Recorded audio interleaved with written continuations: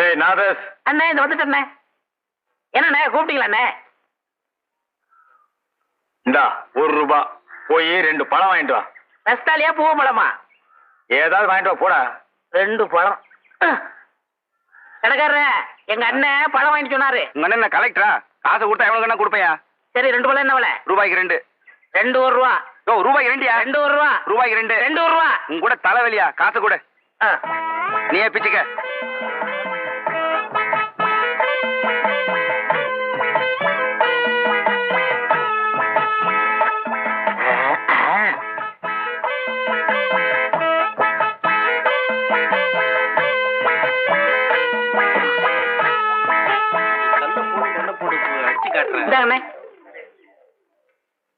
என்ன இது பழம்?